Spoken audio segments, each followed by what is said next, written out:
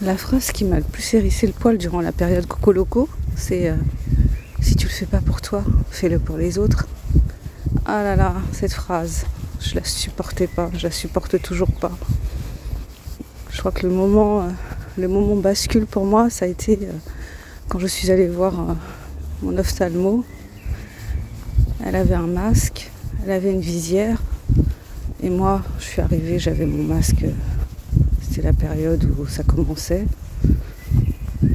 Et donc, je lui ai demandé si je devais le garder, vu comment elle était équipée. Et puis, elle m'a fait cette réponse. Oui, je vous protège, donc vous me protégez. J'ai trouvé ça tellement étrange. Tellement bizarre. Je pensais là à 1984. Et je pensais que finalement nos téléphones, ils étaient comme les télécrans de 1984 finalement. Combien de gens ont parlé d'un truc à proximité de leur téléphone et puis quelques minutes après se sont retrouvés avec des publicités ciblées sur ce dont elles avaient parlé. Donc je ne sais pas si vous vous rappelez, pour ceux qui ont lu 1984, le télécran c'est une espèce de grande télé que chacun a chez soi. Enfin une partie de la population a chez soi. Et puis il surveille. Le matin, il vous indique des exercices à faire. Et puis tout le long de la journée, c'est un outil de contrôle. Et notre téléphone, c'est devenu un outil de contrôle qu'on a accepté. Je m'étais dit à une époque que j'aurais jamais de téléphone portable. Et puis les cabines téléphoniques ont disparu. Et puis du coup, je me suis dit, je vais acheter un téléphone portable. Sauf qu'il y a sûrement une époque, il y a une époque où nous n'avions pas il n'y avait pas de téléphone. Donc on en a à se dire, mais comment les gens faisaient avant? Comment on survivait sans ces outils? On survivait, puis on vivait peut-être mieux. Enfin mieux, tout est relatif.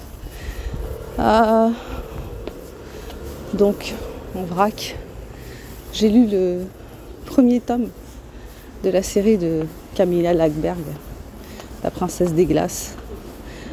C'est pareil, je me suis laissée emporter. Il y avait cet effet Page Turner, des polars, un peu comme ceux d'Alan Coben, je sais plus. On sait s'emporter.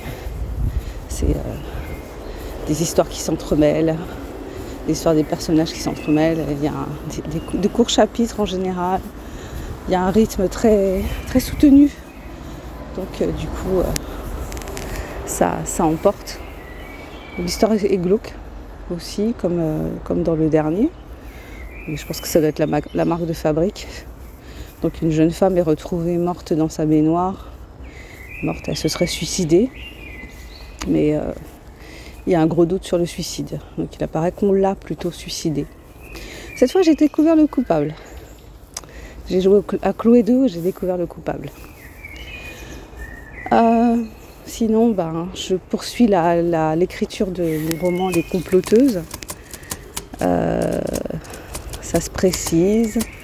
Voilà, je suis dans la phase de... comme la sculpture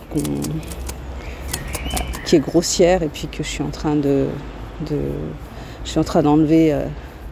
d'enlever les parties gênantes. Enfin, les parties gênantes. Je suis en train d'affiner, de dégrossir, de peaufiner. Voilà, c'est compliqué parce que justement je m'aperçois qu'à chaque fois c'est toujours difficile. C'est toujours difficile d'écrire en fait. Pour moi en tout cas. On aime l'idée d'avoir terminé, mais l'idée de faire, elle est toujours compliquée en fait. Surtout je pense que ça doit surtout être dans ce cas-là, quand on fait quelque chose qui est... il y a beaucoup de bruit.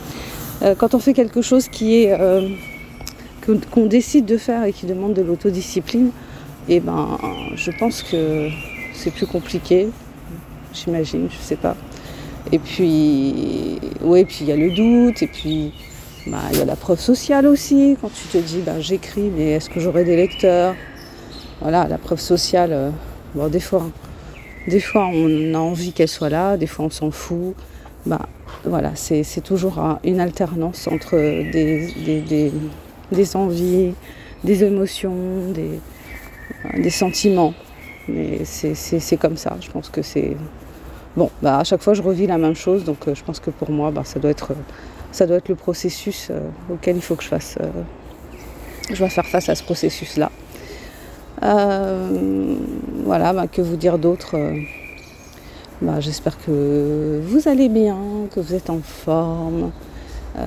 J'espère que vous arrivez à booster votre créativité, à prendre soin de vous, physiquement, moralement, que vous ne vous laissez pas abattre par cette période tellement anxiogène et que vous trouvez des ressources et que vous avez des personnes ressources aussi autour de vous. Voilà, bah écoutez, c'était ça que je voulais partager aujourd'hui. Pensez à vous abonner si ça vous dit, pensez à activer la cloche pour être averti des nouvelles vidéos, et puis si vous pensez que cette vidéo peut intéresser quelqu'un, enfin ce petit podcast peut intéresser quelqu'un, n'hésitez pas à le partager. Je vous embrasse, je vous souhaite un tas de bonnes choses et je vous dis à bientôt pour le prochain partage. Bisous, ciao, bye bye.